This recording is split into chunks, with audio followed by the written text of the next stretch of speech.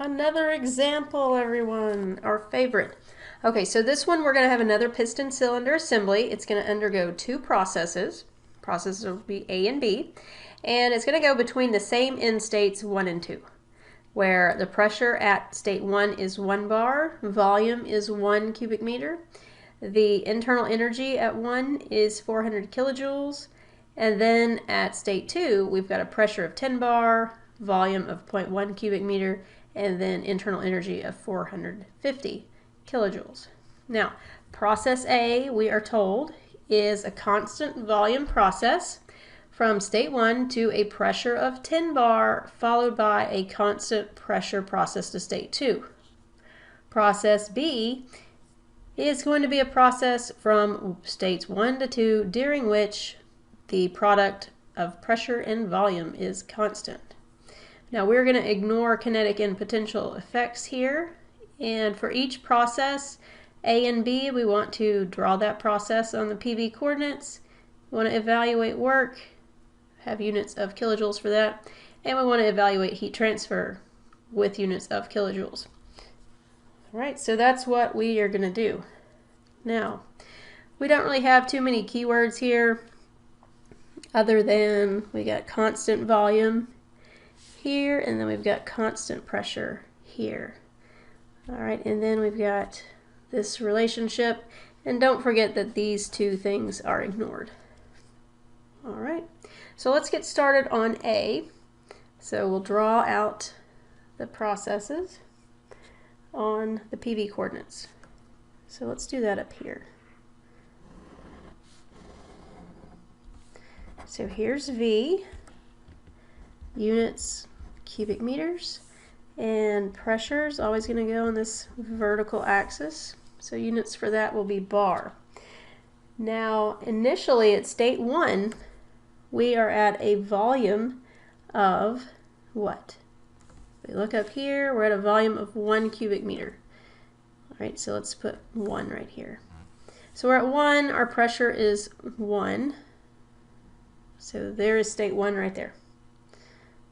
Alright, so now we've got that.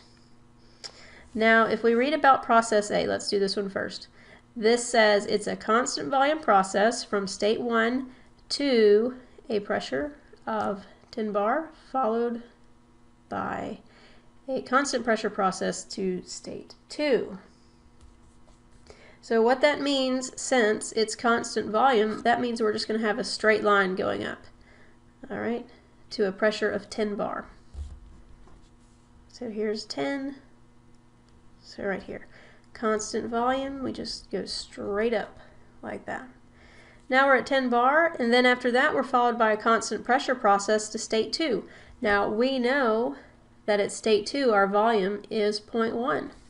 So let's put 0.1 here, and since we're at constant pressure, our pressure is going to stay at 10.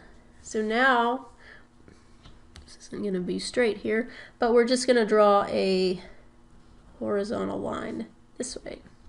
Okay, so this together here is going to be process A. All right, not exactly sure what that's supposed to look like, but anyways, it's meaning this and this together give you process A. All right, and this little node here, you might want to call it little a just to give it some sort of variable name. Okay, so that's process A. Now let's do the same thing for process B. So for process B, we have the PV equals constant relationship. Okay, so we have our values of pressure and volume for both states. We've already got these drawn here. So essentially we just need to connect these two lines, and I'm just going to draw something that looks like that. And this relationship is determined by this PV equals constant relationship. All right, so that's what it'll look like on the PV coordinates for each of the processes. All right, now next let's go ahead and we want to evaluate work and heat transfer for both of the processes. Now remember, if it's asking you for work and heat transfer, that should automatically tell you energy balance. That's the equation we want. We want that energy balance equation. So let's write that out. And the reason we want that one is because it has both work and heat transfer. So we got delta U plus delta KE plus delta PE, and then that's going to equal Q minus W. So that's the standard equation. Is there anything we can cancel out? Look and see what we underlined. We can cancel this and this. Those go away. Told us to ignore those, so that's good. Now we're just left with delta U equals Q minus W. Okay, now U values were given. We have U1 and we have U2. So we can find this delta U term by just doing 450, and that's kilojoules, minus 400 kilojoules. And then that's got to equal Q minus W. Okay, so we've simplified our equation. Now we have this one equation though with two unknowns. So we still can't solve yet. We need something else. Now look and see what kind of problem we've got here. We've got a piston cylinder assembly. We've got some volume changes going on. So that should indicate to you to use that work equation we started out with a few videos ago. So we can find work from the relationship that work is the integral of pressure times dV, where V is volume. So we're going to use this equation to get work for each of the processes, and then using that we'll plug that into this equation up here. Then we can find Q. Let's start with process A. So for process A, if we look at this diagram right here, we're going from 1 to this little a point. Now remember, this is a constant volume process. Do we have work for a constant volume process? No, right? Because remember, if we plugged in the two volumes here, they would be the same in our limits. So then when you plug in the limits, they subtract each other, cancel each other out. So there is no work for this portion of process A. So we'll say the work of 1 to A is 0 because V is constant. So that's a little shortcut there. And now we go from A over to 2. Now this one does have a volume change. So there will be work associated with that process. So for this one, the pressure is 10 because it's a constant pressure. So we'll have 10 dV, and now we need our limits. We're starting at 1, going to 0.1. So those will be your limits. Now when we integrate, the pressure is in bar, so we got 10 bar times the volume, and put in our limits here. So this is 1 cubic meter to 0.1 cubic meters. Then all we need to do is plug these in and check the units. Remember, we want work to be in kilojoules. So now we're going to have 10 bar times 0.1 cubic meters minus 1 cubic meter. Now we've got bar and then cubic meters. So these are not the units we need. We want kilojoules. So let's switch this out. Let's get rid of bar first. To get rid of that, we're going to do 10 to the 5th Newton per square meter per bar. And then that gets rid of this. Now we're going to be left with Newton meters because the meters squared here cancels out 2 of these. So that just leaves you with Newton meters. And our conversion from Newton meter to kilojoules is going to be 1 kilojoule per 10 to the 3 Newton meters. So now all of these units go away except for kilojoules, which is exactly what we wanted. Now multiplying all your numbers out and everything, you get negative 900 kilojoules. There we go. Okay.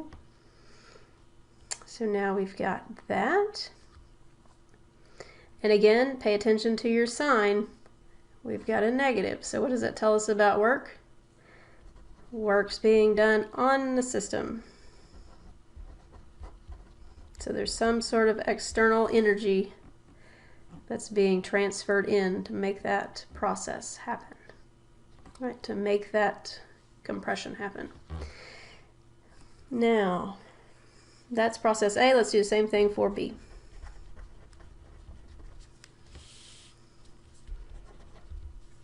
We're going to go to that same equation. So work's going to be the integral of pressure times dV. Now remember, in this case, we know that the product of pressure times volume is equal to a constant C. So with this, we know P1 V1 has to equal P2 V2. And that has to equal the constant C, whatever C is. So let's go ahead and let C equal P1 V1. Okay. So now, if we do that, we can go ahead and get our equation for pressure. So we know that pressure from this has got to equal C over volume. So now if C is P1 V1, then our pressure here is going to be P1 V1 over V. Okay. And you can plug your values in here. Pressure P1 is 1, that volume is 1, put that over V, so you get 1 over V. So 1 over V is going to be what you plug in for your integral. And again, since these are constants, you could have just left it as C until after you integrated. That's what I did in one of the other examples, but this time I just did it beforehand. So it's up to you how you want to do it. It's going to give you the same thing. Whatever you think's easier. All right, so now for the work for process B, we're going to go from a volume of 1 to 0.1, and the pressure is going to be 1 over V, and then we have our dV. Now you just need to integrate. So this is just basically the integral of dV over V, which is the natural log of V. Super easy integral. We're going to evaluate at 1 and 0.1. Remember, these are cubic meters. And now we plug everything in. And once you do all that, we're going to get 1 bar. That's from our pressure. And actually it's bar meter cubed. That's from this right here. So this, let's see.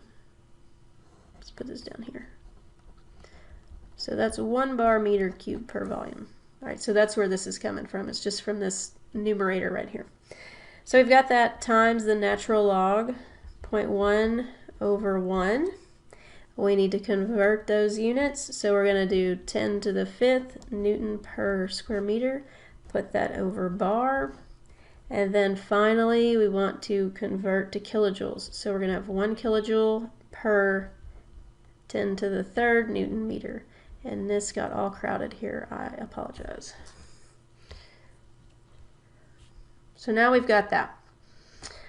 Okay, now look at your units. Bar goes away. That's good. We wanted to get rid of that. Newtons, those are gone. We've got this right here, meters cubed divided by meters squared. That gives you meter, but meter is down here in this denominator, so those are all gone. So it's perfect. We're left with just kilojoules. That's exactly what we wanted. So now when you multiply and divide everything, you're going to get negative 230.3 kilojoules. So this is the work for process B. This will be our second result. Again, look at your sign. It's negative, so work is done on the system. External energy supply. It's making that happen. Now let's go to C. We're going to evaluate heat transfer. This one is super easy. You're going to go back to that energy balance equation that we have. You're going to plug in work, solve for Q. And this right here is the equation I am talking about. So the 450 minus 400 equals Q minus W. So let's write that out. So all we need to do is plug everything in. So process A, we're going to have 50 kilojoules. That's going to equal Q minus negative 900. Keep that negative in there. So Q here for A is going to be negative 850 kilojoules. Okay. And then for process B, do the same thing. Just plug in your numbers. We got 50. It's going to equal Q minus that negative 230.3 kilojoules. And QB then is negative 180.3 kilojoules.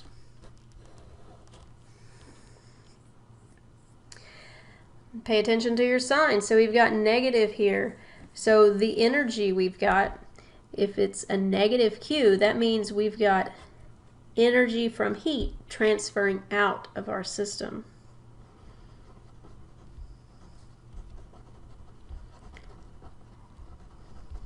Okay, so we've got energy coming in from the work terms. We've got energy transferring out from the heat. Okay, so basically we're losing heat from our system. It's going out to the surroundings. At the same time, we've got work or energy transferring in from outside of our system. Okay, so those two things together help us with our energy balance and make this system work the way it's described. Okay, so awesome stuff there. I really like those problems. So now we'll continue on. So I will see you guys in the next video. You guys have a great day.